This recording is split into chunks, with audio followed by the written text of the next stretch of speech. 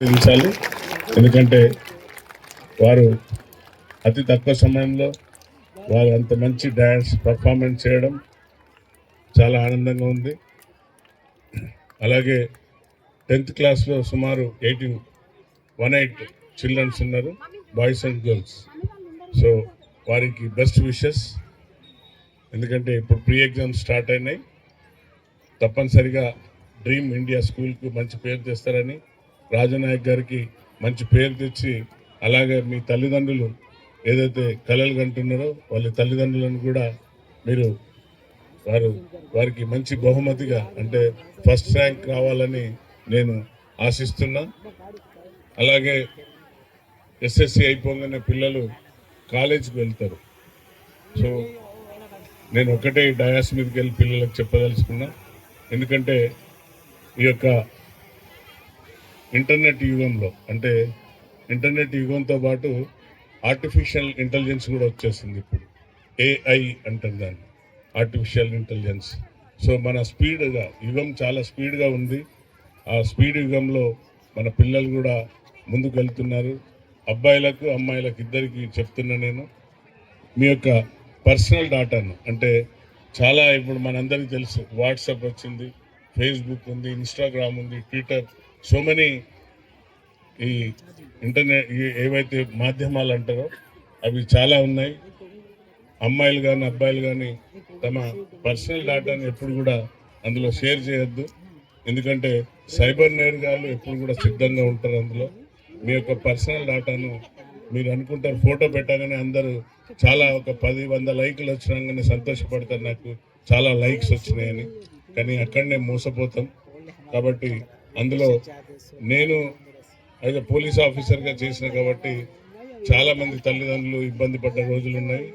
ఎందుకంటే సైబర్ నేరగాళ్ళు ఆ ఫొటోస్ని చూడగానే ఒక అమ్మాయి మార్ఫింగ్ చేసిన ఫోటోనో లేక అబ్బాయిని మార్ఫింగ్ చేసిన అమ్మాయి ఫోటోతోని పలకరించి, హాయ్ నేను నీ క్లాస్మేట్ను, లేకుంటే మన ఇద్దరం ఒకటే స్కూల్లో చదువుకున్నాం, లేక ఇంకేదో కొన్ని పోస్టులు పెట్టంగానే మనం కూడా వారి రిక్వెస్ట్ని యాక్సెప్ట్ చేసి ఆ యాక్సెప్ట్లో చాలా మోసాలు జరుగుతాయి. కాబట్టి ఎట్టి పరిస్థితుల్లో అందరికీ ఈరోజు స్మార్ట్ ఫోన్స్ ఉన్నాయి చేతులలో.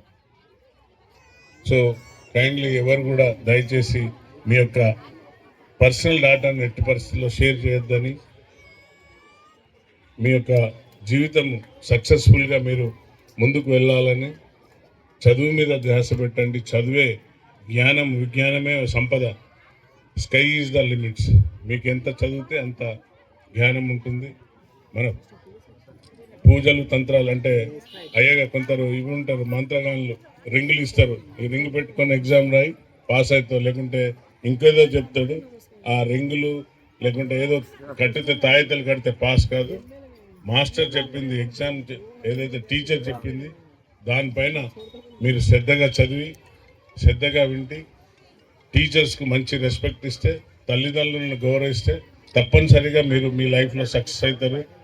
కష్టపడితేనే ఫలితం. కష్టం only hard work will the success to the key. So ఎవరు కూడా ఈ దొంగ బాబాలు ఉంటారు, మీకు చాలా ఈ రింగు పెట్టుకో, లేకుంటే ఈ రంగు తాడు కట్టుకో, నువ్వు పాస్ అవుతావు, ఫస్ట్ క్లాస్లో అవుతావు.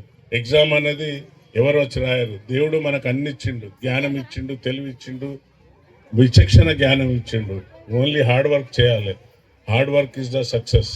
ఎవరైతే హార్డ్ వర్క్ చేస్తారో తప్పనిసరిగా వాళ్ళ కళలు మన పెద్ద మన ఎవరైతే అబ్దుల్ కలాం గారు చెప్పిండు, కళలు కనండి వాటిని సాకారం చేసుకోండి అని. పెద్ద కళలు కనండి. సక్సెస్కు మీరు సక్సెస్ రేట్ అనేది హార్డ్ వర్క్ ద్వారానే వస్తుంది.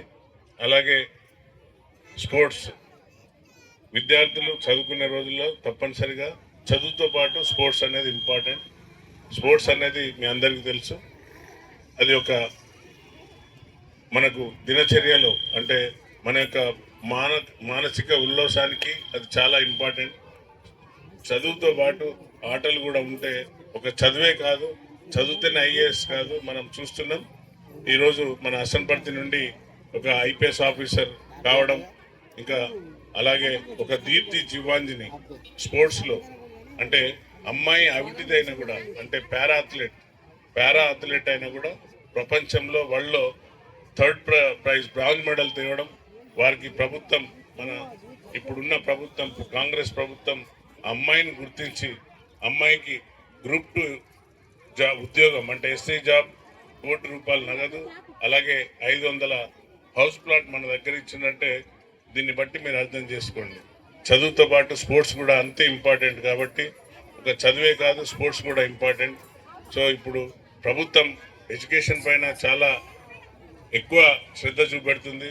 గవర్నమెంట్ స్కూల్స్ను కానివ్వండి ప్రైవేట్ స్కూల్స్లో కానీ చదివే పిల్లలకు ఇప్పుడు కొత్తగా స్కిల్ యూనివర్సిటీ అనేది తీసుకొచ్చింది ప్రభుత్వం. తప్పనిసరిగా మనం కూడా దాన్ని ఉపయోగించుకొని మన పిల్లలను ఇంకా ముందుకు తీసుకెళ్లాలని ఈ యొక్క స్కూల్ ఎవరైతే టీచర్స్ ఉన్నారో అహర్నిశలు పనిచేసి